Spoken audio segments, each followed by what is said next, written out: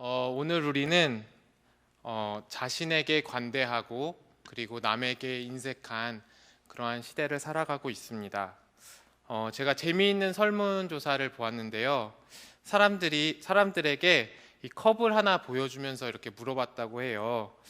여기 컵이 하나 있는데 여러분은 이 컵을 산다고 한다면 얼마에 사시겠습니까? 이렇게 물어보는 거죠. 그래서 그 사람이 이제 얼마에 사겠다고 대답을 하면 이제 다시 물어본다는 것입니다.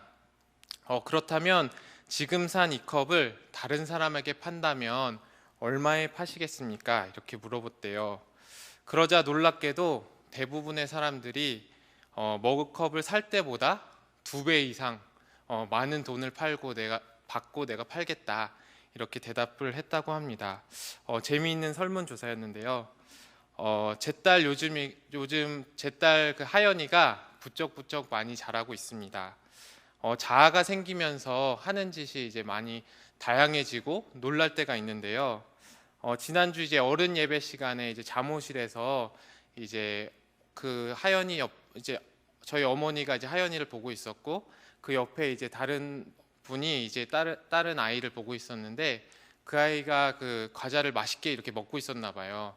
그 아이가 계속 먹고 있는 걸 보니까 이제 저희 하연이가 이제 그거 먹고 싶었는지 이제 손을 뻗어가지고 그것을 이렇게 계속 그 뺏어 먹으려고 이렇게 했다는 거죠. 근데 그 모습을 이제 성도님께서 귀엽게 보시고 그 하연이의 손에 이렇게 과자 2개를 이렇게 놓아주셨대요.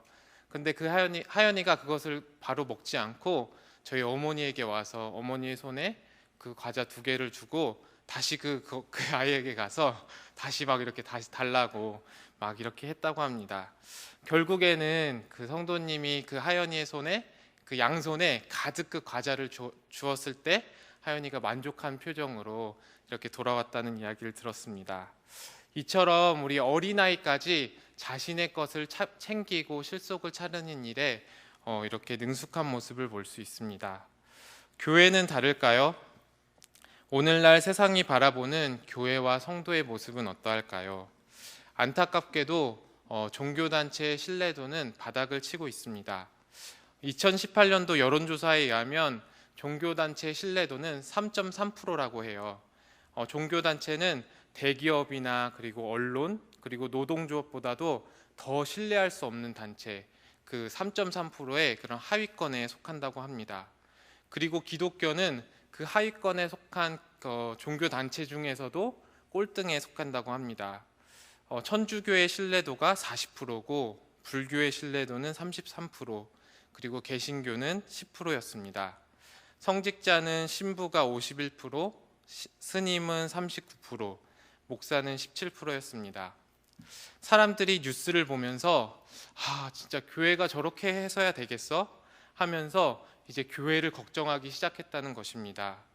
교회가 세상을 걱정해야 되는데 오히려 세상이 교회를 바라보면서 걱정하고 근심하는 세상이 되었습니다. 사람들이 교회의 정신을 모르기 때문에 아니면 예수님에 대해서 들어보지 못했기 때문에 교회와 성도를 신뢰하지 못하는 것일까요? 아닙니다. 저는 불신자 중에서도 교회와 예수님에 대해서 이야기하는 것을 많이 들어본 적이 있습니다.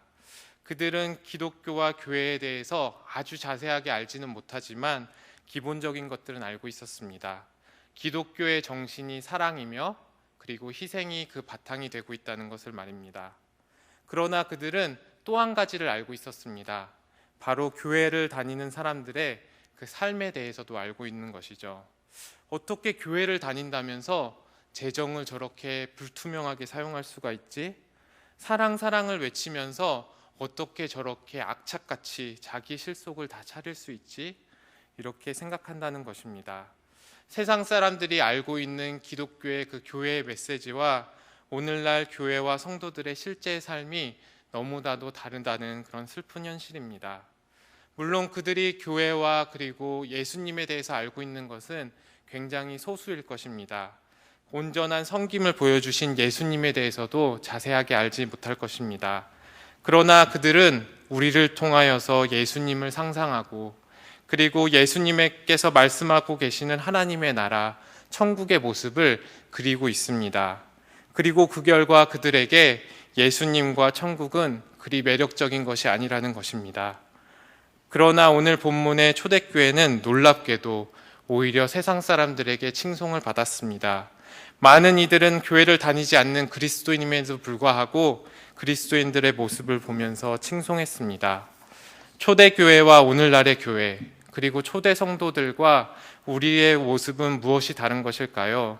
오늘 본문의 초대교회를 통하여서 우리 교회와 또 이 시대의 교회가 나아가야 할 방향을 함께 살펴보고자 합니다. 우리 42절을 함께 읽어보도록 하겠습니다. 그들이 사도의 가르침을 받아 서로 교제하고 떡을 떼며 오로지 기도하기를 힘쓰니라. 오순절 성령의 역사로 초대교회는 탄생되었습니다.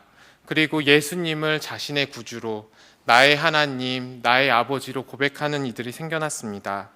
그러나 그들은 자기의 마음대로 살아간 것이 아니라 사도들에게 가르침을 받았습니다. 사도들은 자기의 마음대로 그들을 가르친 것이 아니라 예수님께 배운 대로, 예수님의 가르침대로 성경에 적혀 있는 그 복음의 말씀 안에서 그들을 가르쳤습니다. 바로 첫 번째 포인트는 사도들의 가르침입니다. 성령의 역사로 거듭난 이들도 복음이 필요합니다. 22절에 보면 이 힘쓰다라는 단어가 있는데요. 이 힘쓰다라는 단어는 현재 분사로 계속적인 의미, 그리고 지속적인 의미를 가지고 있습니다. 쉽게 말해서 단회성, 일회성이 아니라 계속적으로 행했다는 것입니다. 베드로전서 2장 2절은 말합니다. 갓난 아이들 같이 순전하고 신령한 젖을 사모하라. 이는 이로 말미암아 너희로 구원에 이르도록 자라게 하려 하심이라. 거듭난 사람은 마치 엄마의 젖을 찾는 어린아이처럼 순전하고 그리고 신령한 말씀을 사모하게 됩니다. 태어난 아이에게 아무것도 가르쳐주지 않았는데 그 아이가 엄마의 젖을 막 계속 갈구하고 찾는 것처럼 그리스도인이라면, 거듭난 그리스도인이라면 말씀을 사모하게 됩니다. 그리고 그 말씀은 우리에게 세상과는 다른 진리를 계속 가르칩니다.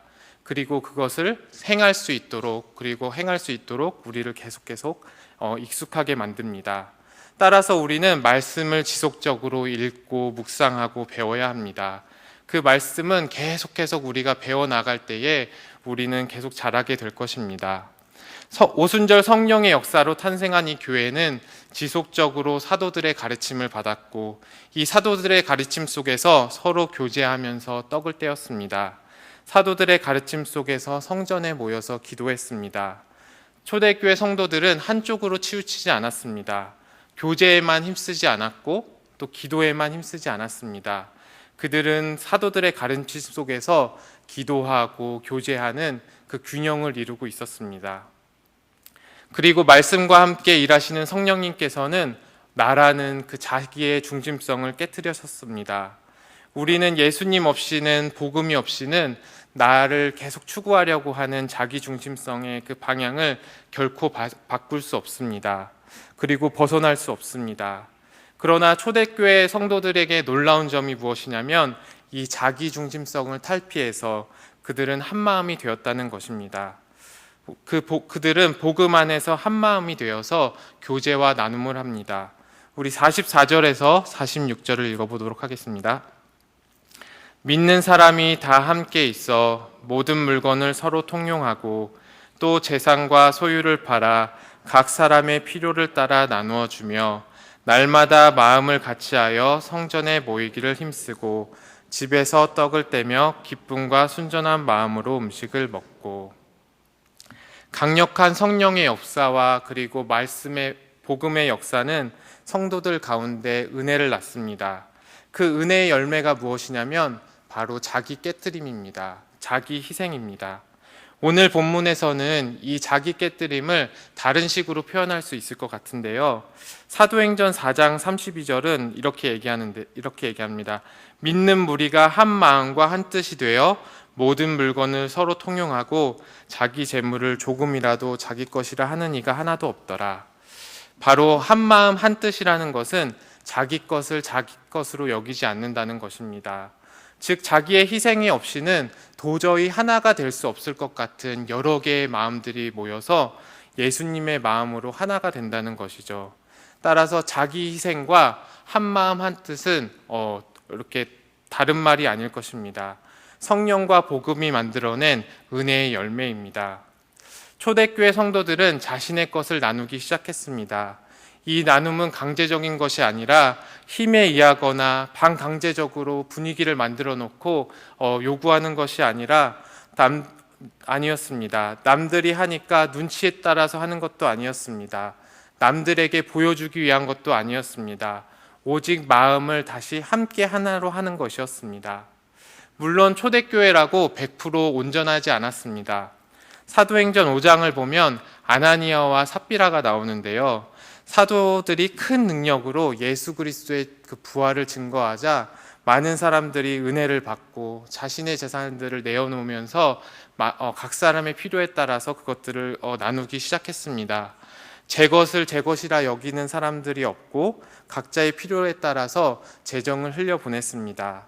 성령님의 역사가 얼마나 강력했던지 굉장히 많은 사람들이 거기에 참여했던 것으로 보입니다.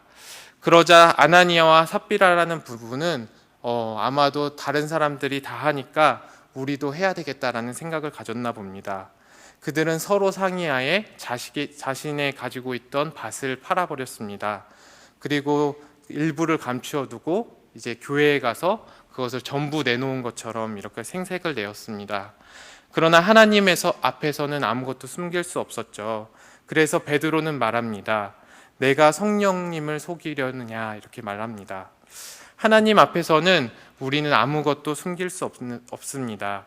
하나님은 우리의 나눔과 그리고 섬김의 양을 보시는 분이 아닙니다. 하나님은 우리의 마음의 중심을 보십니다. 아나니아와 삽비라는 전부를 드리지 않아서 하나님께 책망받은 것이 아니라 하나님께서 주시는 그 마음을 속였기 때문에 책망을 받았습니다. 그들은 하나님의 마음을 품지 않았고 성도들의 하나된 마음에 그들의 마음을 이치시키지 않았습니다. 우리는 예수님께서 나에게 해주신 은혜가 너무나도 감사해서 그리고 그 감사함을 조금이라도 표현하고 싶어서 우리는 섬기고 나누는 자리로 나아갑니다. 보잘것없는 나에게 그리고 하나님을 적극적으로 반대하고 대적했던 나에게 찾아오신 그 예수님이 너무나도 감사해서 오늘 나는 시간을 쓰고 또 돈을 쓰고 물질을 쓰고 에너지를 써서 그것들을 하나님 앞에 다 흘려보냅니다. 이것은 단순한 궁휼한 마음으로 불쌍한 사람을 돕는 차원의 것이 아닙니다. 가난한 자를 향한 하나님의 성품과 그리고 예수님의 가르침이 이 땅의 교회를 통해서 실현되는 것을 보는 것입니다. 하나님의 나라가 과연 어떠한 것인가를 보여주는 것입니다. 도저히 세상 가운데서는 찾아볼 수 없는 오직 하나님 나라에서만 찾아볼 수 있는 자기 희생적인 삶이 이 초대교회를 통해서 나타나고 있는 것입니다. 이처럼 예수님을 믿고 그리스도인이 된다는 것은 완전히 그의 삶의 모습과 그리고 방향이 바뀌었다는 것을 말합니다. 이기적인 자기 중심성의 방향들이 다 깨어지고 오히려 다른 사람들을 향해서 소망과 생명을 전하는 예수님과 같은 방향성을 갖게 되는 것입니다. 그리고 이것이 정말로 놀라운 점은 강압적이지 않다는 것입니다. 억지로 하는 것이 아니라는 것입니다. 성령의 역사가 있는 곳에서는 이처럼 자발적인 교제와 섬김이 있었습니다. 성령님의 특징이 무엇일까요? 바로 사랑이시고 기쁨이고 행복입니다. 시편 4편 7절은 말합니다. 주께서 내 마음에 두신 그 기쁨은 그들의 곡식과 새 포도주가 풍성할 때보다 더하나이다. 시인은 고백합니다. 곡식과 포도주의 풍성함보다 하나님께서 내 마음에 두신 기쁨이 더 풍성합니다. 물질이 주는 그 풍요로움보다 하나님께서 나에게 주시는 그 풍요로움이 더 큽니다라고 고백하는 거죠. 초대교회도 그랬고 그리고 평양 부흥운동 때 성령께서 이 땅 가운데 역사하셨을 때 우리나라 교회 성도들도 그랬습니다. 그들은 억지로 하는 것이 강압적으로 하는 것이 아니라 그들은 하나님께서 주신 그 기쁨과 행복으로 자신의 삶들을 나눴습니다. 그들은 자신의 것을 나눠주지만 그 안에 기쁨이 있었습니다. 자신의 삶을 다른 사람들을 향해서 헌신하지만 그 안에 행복이 있었습니다. 이처럼 성령의 역사는 하나님 앞에서 우리를 기쁨으로 자발적인 역사로 이끌어가는 것입니다. 오늘 본문 46절에서도 말합니다. 우리 함께 46절을 읽어볼까요? 날마다 마음을 같이하여 성전에 모이기를 힘쓰고 집에서 떡을 떼며 기쁨과 순전한 마음으로 음식을 먹고. 기쁨과 순수한 마음에서 모입니다. 함께 모여서 서로가 서로에게 하나님의 계획들을 나누고, 그리고 나에게 어떤 하나님의 섭리가 있었는지 그것들을 교제하면서 나누는 것입니다. 그리고 함께 떡을 뗍니다. 집에서 떡을 떼는 그 성찬의 의미를 통하여서 예수님께서 나에게 어떤 일을 하셨는지 서로가 서로에게 새기는 일을 한다는 것입니다. 2020년 저희 교회의 키워드는 바로 교제입니다. 그러나 무엇 안에서의 교제일까요? 바로 예수님 안에서의 교제입니다. 복음 안에서의 교제입니다. 물론 우리는 지속적으로 만나기에 힘써야 합니다. 그렇지만 우리가 단순히 많은 시간을 투자해서 계속 만난다고 해서 우리가 진짜로 하나가 될 수 있을까요? 이 모임을 왜 해야 하는지, 그리고 이 모임이 왜 중요한지, 그리고 이 모임을 통해서 우리가 어떤 것을 추구해야 하는지 지속적으로 의미를 전달해야만 정말로 생명력 있는 교제가 될 것이라고 생각합니다. 마지막으로는 복음 안에서의 한 마음을 통해서 교회와 세상은 주님을 발견합니다. 우리 47절을 같이 읽어보겠습니다. 하나님을 찬미하며 또 온 백성에게 칭송을 받으니 주께서 구원받는 사람을 날마다 더하게 하시느니라. 47절은 하나님을 찬미하며 라고 말하고 있습니다. 누가 하나님을 찬미할까요? 먼저 우리가 생각하기에는 섬김을 받은 사람이겠죠. 섬김을 받았기 때문에 그는 나눔을 받은 사람, 그 사람은 하나님을 찬미합니다. 그런데도 놀랍게도 섬김을 받은 사람뿐만 아니라 섬기는 사람조차 하나님을 찬미하고 있습니다. 자신의 필요가 하나님으로부터 왔고, 그리고 그 필요를 하나님 안에서 흘려보낼 수 있음을 그들은 하나님 안에서 찬미하였습니다. 따라서 섬김을 받는 자나 섬기는 자나 모두 온 교회가 하나님을 찬양하고 있습니다. 교회뿐만 아니라 세상도 주님을 바라보게 됩니다. 너희가 서로를 사랑하면 세상이 너희가 내 제자인 줄 알리라 말씀하셨던 하나님의 말씀이 초대교회를 통하여서 실현되었습니다. 성도들은 교회 안에서의 자신의 형제, 자매들에게 한 마음으로 하나님의 사랑을 전하고 실천하였고 세상 사람들의 칭송을 받았습니다. 이것은 세상의 공동체가 도저히 가질 수 없는 모습이기 때문입니다. 우리는 거듭나지 않으면 우리는 도저히 이웃을 내 몸과 같이 사랑할 수 없습니다. 그 불가능한 일이 교회를 통하여서 실현되는 것을 보면서 세상은 하나님을 고백하게 된 것입니다. 저희 복지팀을 제가 맡고 있는데요. 복지팀에 많은 사역들이 있지만 푸드팀이 있습니다. 매주 반찬을 만들어서 이제 독거 어르신들께 나눠주는 일을 하고 있는데요.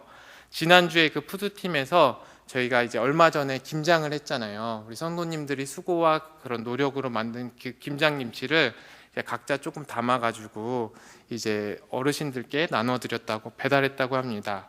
그랬더니 그 독거 어르신 중에서 한 분이 이런 메시지를 남기셨대요. 우리 읽어드리겠습니다. 김치가 맛있습니다. 노인들을 위하여 수고하시는 분들 정말 고맙고 고맙습니다. 수고하시는 그 손길 위에 주님의 은혜와 축복이 충만하기를 기도합니다. 이러한 메시지와 함께 그 영양발을 그 빈통에 넣어주셨다고 해요. 작은 예지만 우리 성도님들의 그런 수고, 그 김치를 만드시고 했던 수고와 또 우리 복지팀의 헌신이 만나는 아름다운 콜라보였다고 생각합니다. 이 메시지를 듣는데 가슴이 되게 따뜻했어요. 말씀을 맺도록 하겠습니다. 1세기에서 3세기 사람들은 왜 그리스도인이 되었을까요? 기독교는 그 당시에 그 모든 종교들 중에서 가장 탄압을 받는, 그 로마 정부로부터 가장 탄압을 받는 그러한 힘든 종교였습니다. 교회를 다닌다고 해서 주어지는 사회적인 혜택이 하나도 없었고, 그리고 명예와 명성도 하나도 없었습니다. 왜 그러한 그때에 사람들은 교회를 다니려고 했고 그리스도인이 되려고 했을까요? 정답은 바로 공동체입니다. 사람들이 그냥 단순히 외로워서 그냥 공동체에 속하고 싶어서 그랬을까요? 아닙니다. 그 당시에는 지금보다도 훨씬 더 그 공동체적인 생활들을 했기 때문에 공동체들이 많았다고 해요. 그래서 많은 사람들이 외로워하는 사람들도 적었다고 합니다. 그 당시 공동체들은 수없이 많았고, 그리고 그 안에 속한 사람들은 많았지만 자신을 포기하고 희생하는 공동체는 오직 기독교 하나밖에 없었습니다. 자신의 것을 자신의 것이라 주장하지 않고 각자의 필요에 따라 흘려보는 공동체가 바로 교회밖에 없었습니다. 그들은 사도들의 가르침에 따라 그렇게 살아가려고 했습니다. 그들은 모이는 것이 너무 기뻤습니다. 함께 모여서 성전에서 기도했고, 함께 모여서 음식을 나누며 함께 예수 그리스도에 대해서 이야기하고 나누는 것이 그들의 삶에서 가장 큰 행복이었고 기쁨이었습니다.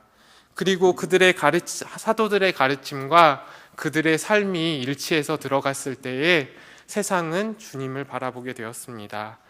그들이 말하고 있는 그들이 선포하고 있는 그 메시지가 바로 예수 그리스도에 대한 것이라는 것을 알았고, 그들이 선포하고 있는 그 하나님의 나라가 바로 교회를 통해서 실현되고 있다는 것을 알게 된 것입니다.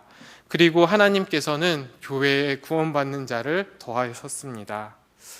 오늘날에도 기독교처럼 선한 일을 많이 하는 단체들은 없을 것입니다. 그런데 오늘날 교회는 왜 사람들의 손가락질과 비난을 받고 있을까요? 아마 경건의 모양은 있지만 능력이 없는 우리의 모습 때문은 아닐까요?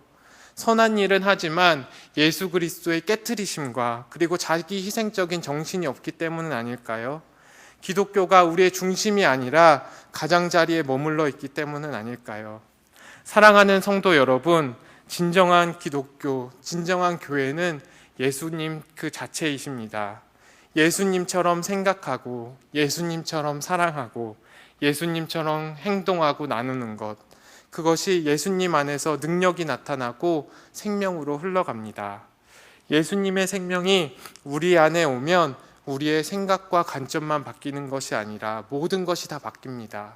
생각과 마음과 말과 행동들이 변화됩니다. 물론 시간이 걸릴 수 있고 사람마다 다를 수 있습니다. 그러나 확실한 것은 변화된다는 사실입니다. 우리의 중심부로부터 우리의 삶의 모든 영역에까지 변화가 되어집니다. 그리고 그 복음은 나 자신을 바꿀 뿐만 아니라 나와 접촉하고 있는 모든 이들을 변화시킵니다. 그렇기에 우리는 복음을 알기에 힘써야 합니다. 그 복음은 우리의 중심성을 깨트려 버리고 예수 안에서 한 마음과 한 뜻을 품게 할 것입니다. 교회를 세상과 다른 자기 희생적인 공동체로 빚어갈 것이며 세상과 교회는 우리를 통하여서 주님을 바라보게 될 것입니다.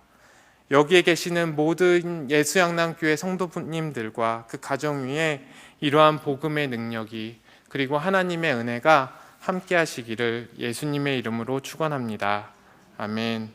우리 많은 이들 말하고 우리 함께 찬양하도록 하겠습니다.